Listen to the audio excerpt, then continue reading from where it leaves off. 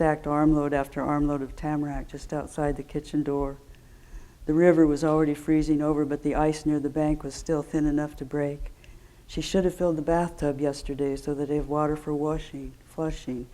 Though if she had heard this storm forecast with Riley out there somewhere, "You're using work like a drug so you don't have to face him." She had actually said that to Jack once when Roy was still alive, when Jack stayed in the upstairs bedroom for hours claiming he'd lost track of time. You'd know about that, would you? Her lower back was aching, but she had the driveway almost halfway to the barn when Riley took the shovel from her and turned away, bending over his first scoop. "Is there another one somewhere?" she asked, but he didn't answer. Maybe he hadn't heard. The snow did seem to absorb all sounds. Take a break, she told herself. Warm up. Her fingers were stiff with cold. He had thought to put a kettle on the wood stove. The water was lukewarm, not nearly hot enough for tea or chocolate. Still, it was something, wasn't it? She pressed her hands against the kettle's sides. Power outages could last for days, Jack had told her, if enough trees are down. She opened a can of baked beans and set it on the stove beside the kettle. They had bread and tuna, 3 gallons of distilled water, peanut butter. Survival is hard sometimes. Leona hadn't been thinking about food either. Riley was up early the next morning, or rather, she had slept late, period. He had left a cereal bowl in the sink, so at least he was eating again. And he had the Toyota chained, ready to try pulling limbs out of the driveway. Choker setter, that would be her role. Could they do that, a teamwork job if ever there was one? Shoveling snow with the heavy manure scoop from the barn hadn't left either of them much breath for conversation, but Riley might not have anything more to say to her. Once anger as deep as his gets out, Annie thought, it's hard to stuff it back inside. Or maybe he was just embarrassed and hungover.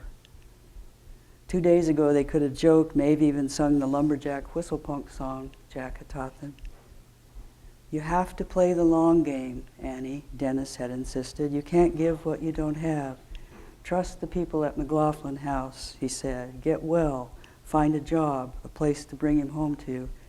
But Dennis was her counselor, not Riley's. She stepped out into the cold air and heard the snowplow. Bright running lights, a high white arc of snow thrown up from the big blade, and following it, yes, that was James's four-wheel drive pickup with Alex waving through the passenger side window. They pulled into the driveway and James lifted his old steel chainsaw from the truck bed. Annie could have cried with relief, but he just nodded. That was some wind, wasn't it? We had to cut our way out too.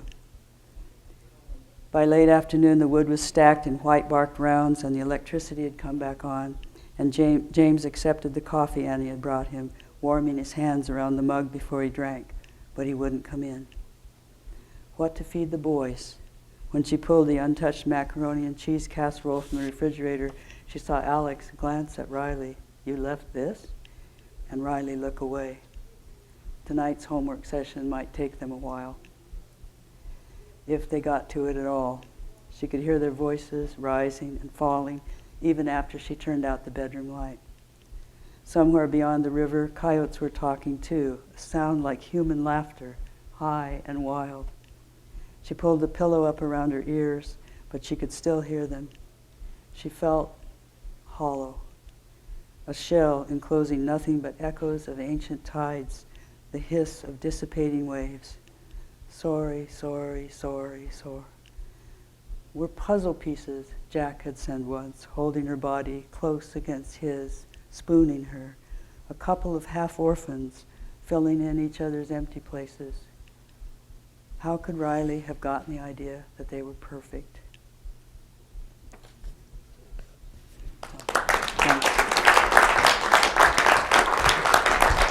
Thank you. Do you have discussion, questions? It's lots of food for discussions in this topic, much less the scene. So, any questions or remarks or contributions? Could you revisit the conversation we had today about writing tribal issues? Yes. I was telling the students that I wore this medicine bag, not to show off how native I am. I clearly am not native, but as a reassurance, because William Shawway, who's a native elder on the Umatilla Reservation, gave me this. He'd read the book and liked it and said, can I trade a book for this medicine bag I'll make you? And I said, yes, but the book is only $18.95. You know? I was very honored, very honored. I was very nervous about even touching the subject because so many non-native people have written about native people and said, here's what you are. And there's a lot of understandable resistance to that. I very carefully did not, the points of view are Annie's and Riley's, except for one opening scene where Leona, the neighbor woman who has, it turns out, known the family all along, although they didn't know that, watches Annie come back and says, good, she's come home. Leona tells a lot of stories. They all share stories. Leona, of course, is a very, she's not perfect. She has issues of her own. Everybody in the book does. I guess my own questions came out because all the characters feel guilty, every single one of them, even the kids, you know, about something. But I was able, carefully, through focusing on the white family, so-called white family, to bring up what had happened in this place through the Allotment Act and other things. And white family's history too, the famine in Ireland and being in the Korean War and all these things that interacted, particularly since they hadn't shared the stories of these things. And then I asked one of my former students who is working through BMCC, and she was raised traditionally as well, and she's a wonderful person, Annie Yallop Smith. I asked her to read the manuscript and tell me any places that should come out or that I was getting wrong. And I didn't get anything wrong, but she told me 6 places where she marked in the margin, you're telling too much. And all of them surprised me. You know, they were all in matters of common knowledge as far as I was concerned. But of course I took them all out. And I was, so I asked my daughter-in-law to do the same thing, and she wisely said no. And then OSU Press, you know, when you publish through the university, you have many readers and vetters, and then they said, you know, we need a letter from a native writer saying this is okay. Although, of course, that's only one writer. If you've been following the Elizabeth Warren controversy, you know that native writers are disagreeing with each other on that point. So Annie wrote him a letter because Annie is a published writer as well, and they said it was really nice, and so they published it. And so far, I'm kind of walking around on eggshells. Did I get it right? Did I do it right? Is it okay? So William's medicine bag was a huge gift, though again, you know, unfortunately, I don't think any of us can ever write a book in any that will please everybody, no matter what. And I was telling the students in the class today, urging people to try, because not to tell somebody else's story, not to impose and speak for someone else, but to at least try to face up to the questions that are troubling us all, I guess, our own issues. Tell us a little bit how the manuscript evolved. When did you start? Oh God, yeah. And, did you submit it where and that sort of thing? Yeah. It's a sad story. I took Molly Gloss's class at Fish Trap in 2007. and fiction writing. And I'd written creative nonfiction and poetry and a few short stories, heavily autobiographical short stories. And Molly said, "Oh, Betty, you got to write a novel." And so I took that as a huge vote of confidence. And I did research and spun my wheels for 3 years, trying to figure, because I thought, I'm getting older all the time. It's got to be perfect. You know, I may only have one novel in me, which was kind of a waste of time. The research wasn't. And I taught Native Lit and lived on or near reservations all my life, so I've been studied, been fascinated by this and these cultures.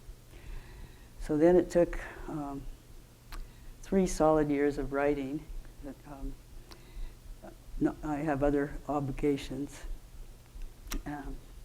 mostly in the community room of Pendleton Public Library, me and the homeless people sitting there together writing, living our lives. And then I started, after several friends read it many times and gave me feedback. I was really fortunate during the writing of this because Molly was working on the Hearts of Falling from Horses. And her sister said, "Molly, you used to be in a writing fiction group and that helped you keep slogging away. So why don't you get somebody to exchange chapters with?" And Molly and I are in the same poetry group and I stay with her when I go down. So she said, "You want to do that?" And I said, "Yes." You know, it was like having a personal MFA, my God, you know. And she says I was helpful to her too, although mainly pulling her along through the process, I think, and how important it was that she finished that book. Molly had read the manuscript 3 times. This is a little encouragement to everybody to use your writing group, use your friends, use your readers. She had read the manuscript 3 times when she said, oh, Betty, where's Jack's car?" So that, you know, okay, great. And then, after that, I got an agent. Someone recommended me to a wonderful woman who lives in Montana, Judy Klein. She was very helpful. And she tried for a couple years to get it published, and I got lovely rejection letters from all the big houses.